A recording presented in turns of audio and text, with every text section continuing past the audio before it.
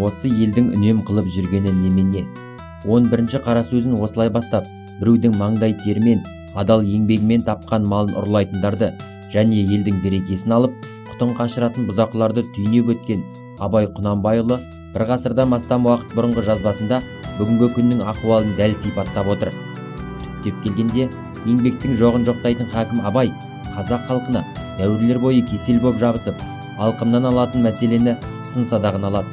Әрине, сол кездегі үнемді ұғым ретінде қарайтын Абай уақытқа байланысты да қолданылатын осынау қасиетті терең бағалайтыны рас.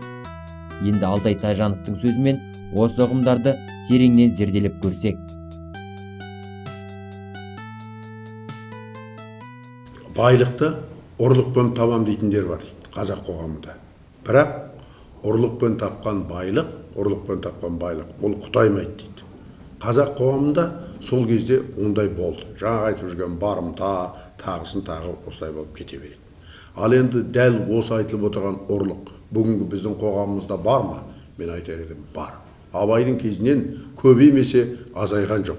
Ол кезде мал ұрлар, басқа да нәрселер. Ал қазір біздер үлкен көлемді ұрлықтар жасап жатырмыз. Бұл президент өзінің соңғы сөзінде де, бұрынғы айтып жүрген сөздерінде айтылып жатыр. Міне осы ұрлықтың аяғы, бұрын қазақ қоғамында ол жеңіл күнкөріс болса, қазіргі уақытта бұл ұрлық мемлекеттің негізін шайқалтатын, мәселен, үлкен коррупцияға ұласты. Бұрынғы күнкөріс үшінгі мағынасынан айырылып, қоғамның айықпас дертіне айналған коррупциямен бүгінде ел болып күресіп жатыр. Ал бұрын Мұхтар Әуезовтің шығармасында Абайдың баласы Тұрағұлдың да ұрлыққа ұрынғандығы айтылады. Көп жағдайларда ұрлықты адам жай адам да жасайды. Тіпті дұрыс адам да ұрлық жасауы мүмкін. Себебі күнкөрісің соған тірелетін болса. Абайдың ізбасары әрі Абайды әлемге танытқан Мұхтар Әуезов өзінің Абай жолы романында Бақтығұлдың ұрлық жасағанын айтады. Ол шындықты айтып келгенде күн көріс үшін болған нәрсе. Ендеше қоғамда мүмкіндігінше ұрлық жасалмайтындай, ол ұрлық үлкен коррупцияға ұласпайтындай жағдайларын қарастыруымыз керек. Өйткені ұрлық дерт. 11-ші сөздегі бұзақылар Абайдың ұғымында пысықтар мен пысықайларға ұласатыны шын. Елді біріктіру орнына арасына ірткі салуға шеберлерді әрине көшенің бүгінгі бас бұзарлармен салыстыруға келмес. Біреудің қолмен өткізеп, заңға қайшы әрекеттерге итермелеу, ауқаттыларды азғыру жағы саясаттың бүгінгі сахнасынан да қалыс қалып жатқан жоқ. Кез келген адам пысық бола алмайды. Пысық адамда біріншіден ақыл бар адам, өз бетімен жүріп тұра алатын адам, еті тірі адам, кейде біреуді еліктіретін адам. Сосын әсіресе ондай пысық адамның көп жағдайларда жағдайы болады. Семьялық жағдайы, жалпы жасап алған жағдайы бар. Бірақ мақсаты барлық уақытта біреудің арқасынан күн көру. Абай еңбекті сыйлаңдар дейді. Еңбек түбі өлмек дейді. Жақсылыққа шақырады. Ендеше біреудің арқасында күн көру бұл жақсылық емес. Міне пысықтардың ерекше тобы Абайдың айтуынша шала сауаттылар. Бұл да бір мысалға айтайық, шала сауаттылар. Олардың да дипломы бар. Олардың да сіз жеткен биікке жеткен, барлығын сандығына салып қойған, керек жында портфеліне салып алып келеді, көрсетеді, копиясын береді оның. Мен сенен кем емеспін дейді. Ендеше міне шала сауаттылар деп отырғаны Абайдың сол өзіңнің біліміңе, өзіңнің деңгейіңе, өзіңнің дәрежеңе сәйкес келмейді. Міне қалыпта осыларды шала сауаттылар дейді. Енді Абай келеді де осы пысықтардан елін сақтандырады. Әдетте ұрлықтың түбі қорлық деп санайтын қазақ халқының ұрыларды ауыздықтауға әлі келгенімен тасада тұрып оқ атып, арандатушыларды анықтауға, жоюға әлде көп уақыт жұмсалары анық. оларды тыю үшін Абай айтады, сөз иесі осыларды тыю керек дейді. Ол кездегі сөз иесі қазақ ұлықтары болатын. Сондықтан Абай мына сөз иесі байларға қаратып айтады ойын. Міне осылар өзі жеткен адамдар, еңбекпен жеткен адамдар болатын болса, басқаларға басып айту керек деп. Ал біздің бүгінгі қоғамымызда бұл азайды ма? Азайған жоқ. Керісінше бұл үдеп бара жатыр, көбейіп бара жатыр. Оны сіз бен біз өзіміз күнде көріп жүрміз.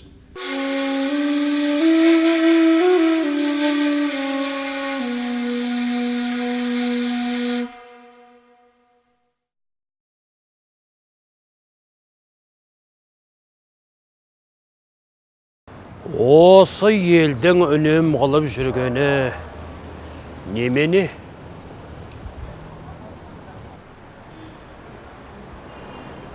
Екі-ақ нәрсе.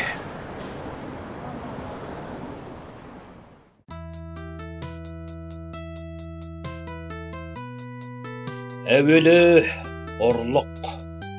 Ұры ұрлықпен мал табам деп жүр. Мал иесі артылып алып, тағы да байимын деп жүр. Ұлықтар алып берем деп, даугерді жеп, құтқарам деп, ұрыны жеп жүр. Қарапайым жұрт, ұрлық айтып мал алам деп, ұрыға атымды сатып пайдаланам деп, не өткізбесін арзанға түсіріп алам деп жүр. Екінші, бұзақылар біреудің ойында жоқ пәлені ойына салып, бүйтсең бек боласың, бүйтсең кеп боласың, бүйтсең кек аласың, мықты атанасың деп, ауқаттыларды азғырғалы әлек болып жүр. Кім азса мен соған керек боламын деп, көзін қызартып алып, өзім бір ғана азық қылайын деп жүр. Ұлықтар пәлі, бұл табылған ақыл деп, мен сені бүйтіп сүйеймін деп, ананы жеп. Сені бүйтіп сүйеймін деп, мынаны жеп жүр. Қарақалық, менің сонша үйім бар, сонша ауыл аймағыммен сойылыңды соғайын, дауыңды айтайын деп, қай көп бергенге партиялас боламын деп, Құдайға жазып, жатпай тұрмай салып жүріп, басын, ауылын, қатын баласын сатып жүр. Осы бір ұры, бұзағы жоғалса, жұртқа ойда түсер еді, шаруада қылар еді. Бай барын бағып, кедей жоғын іздеп, ел секілденіп талапқа, тілеуге кірісер еді.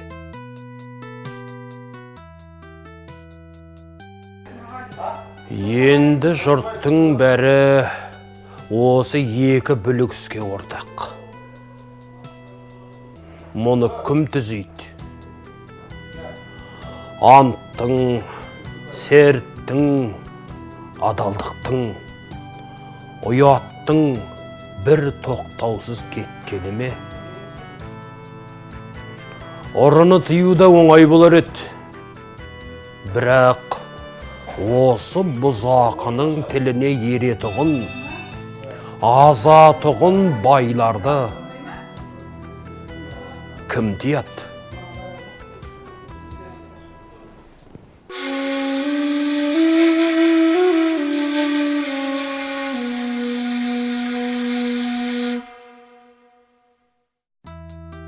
Ахмет Жұбанов. Абай қазақ музыкасында ерекше орын алады. Жаңа өлшеулі, жаңа формалы өлеңдері Абайдың музыкалық творчествосына тікелей әсер етті. Абай әндерінің методикасы, ырғағы, формасы өзіне дейінгі келген қазақ әндеріне ұқсамайды. Әбдірахман Сағди. Абай қазақтың жалғыз ақыны ғана емес, ақындықтың үстінде Абай қазақтың ояну дәуірін бастаушы ойшылдардың ең біріншісі. Әуезхан Қодар. Біз қазір ғылыми таным арқылы Абайда не бар, не жоқ екенін түгендеп болдық. Абайдың берері әлі де көп. Енді бізге Абайдың ілімін ұстанатын кез келді. Осы Абай ілімін ұстану жағы бізде кемшін түсіп жатыр. Ол үшін Абайды өзінің этикалық ілімін жасаған адам ретінде көрсету керек деп ойлаймын.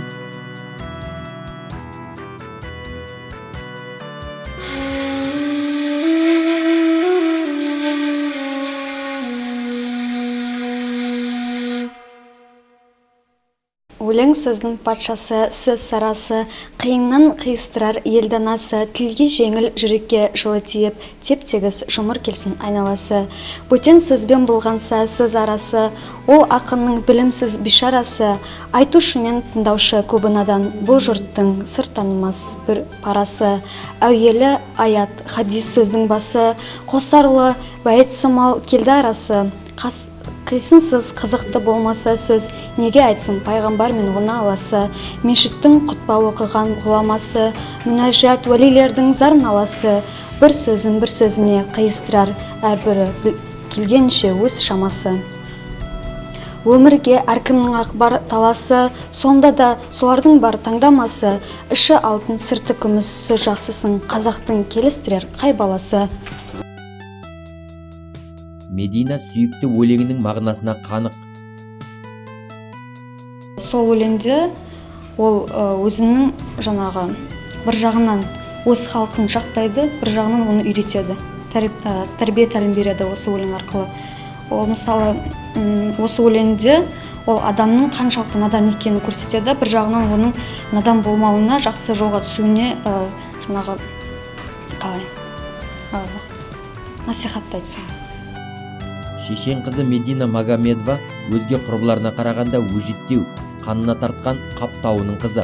Ал туып өскен жері Алға ауданына қарасты Нұрбұлақ ауылы. Ел мен жердің, тілдің қадірін соғыс өрті өшпей отырған бабалар мекеніне қарап, біздің қара көздерден сәлде болса артықтау білетін қыздың болашақ мамандығы тіс дәрігері. Дегенмен рухани тұрғыда өз пікірі қалыптасқан студент.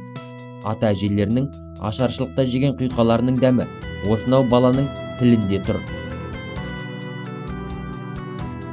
Қазақ тілі өте бай болғандықтан, оны әрі қарай біліп, өзімнің тілдік қорын дамытқым келеді. Ол көп болса, менің өзіме жақсы өткені, мысалы, мен өзім Кавказ жақтан болғандықтан, біз ол жақта өте көп жаңағы қазақ тілі туралы өте көп айтамыз. Өйткені кезінде бізді қазақтар өзіне қабылдады, бізді өте жақсы қарсы алды кезінде қазақ халқы. Сондықтан оны ала бұйырса, біз оны халықаралық тіл ретінде осы Кавказдағы Шешен Республикасының халықаралық тіл ретінде енгізгіміз келеді. Солай. Қазақ тілі ме? Қазақ тілі. Иә. Бұйырса. Бұл бастаманы кім көтеріп отыр? Бұл бастаманы біздің президентіміз Рамзан Кадыров көтеріп жатыр. Ол неге десеңіз, осы жаңа айтылған соғыс кездердегі бізді қабылдаған қазақ халқы болды ғой. Бізге қарамай, таңдаған жоқ сенің ұлтың, нәсілің, дінін сөйтіп. Бұрынғы Шибай, қазіргі Нұрбұлақ ауылының намысын тіл додаларында сәтті қорғап жүрген Мединаның тілдік қорымды кеңейтсем деген арманы бар. Ол үшін ұлтжанды қызға құрғақ есептің де, есеп берер мінбердің де қажеті шамалы. Қазақ тілінің өз жеріндегі дәрменсіз халі, жастарының бой кездігі намысқа тиетін деңгейде екендігін жасырмайды. Сол үшін де Магомедова ана тілін білмеушілерді кешіргісі жоқ. Кемшілікті тәрбиемен байланыстырады. Келіспеу қиын пікір. Мүмкін ол тәрбиеден де болуы мүмкін, ең басты тәрбиеден болады ол бәрі. Бір жағынан қазіргі батыс елдерге еліктеп кетеді жастардың көбісі. Мысалы, орысша, ағылшынша сөйлейді. Өзінің туған тілін ұмытқан адам, оны адам деуге де болмайды. Ол адам емес, туған тілін білмесе, ана тілін.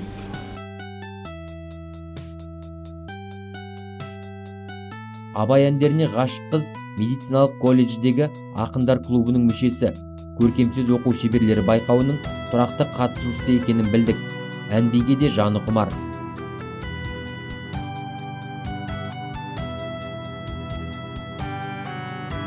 Интернатта оқып жүр талай қазақ баласы, жаңа өспірім көкірім бейне қолдың саласы. көк өрім бейне қолдың саласы, балам закон білді деп қуанар ата-анасы, ойында жоқ олардың шариғатқа шаласы, орыс тілі жазуы білсін деген таласы, прощение жазуға тырысар келсе шамасы, ынсап сызға не керек істің ақ пен қарасы, нан таппаймыз демейді бүлінсе елдің арасы. Іждихатсыз михнатсыз табылмас ғылым сарасы, аз білгенің көпсінсе, көп қазаққа епсінсе, кімге тиер анасы.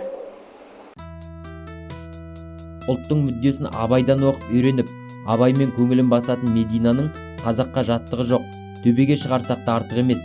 Бүгінде жоғымызды жоқтап, жыртығымызды бүтіндеуге үлесі бар бойжеткеннің сөзі кісі көңіліне қонады. Алған тәрбиесі абаймен үндес. Қазақтың бойындағы қазақ түсінбес кереғарлықтар Мединаның көз алдында. Қазақстанда өскесін, ол менің отбасым сияқты әрбір қазақ, сондықтан мен оны өзімнің отбасы, ана тілім ретінде оны оқып білемін, үйренемін. Сен тілің қазақша шықты ма, әлде келе-келе үйрендің бе? Мен өзім ол мектепте барған кезде, сол кезде достармен араласып, уақыт өте келе солай үйрендім қазақ тілін. Отбасыңызда қандай тілде қарым-қатынас жасайсыздар? Отбасымыздың өзіміздің туған ана тілімізде, шешен тілімізде сөйлейміз. Ал достармен көбінесе қазақ тілінде. Сол.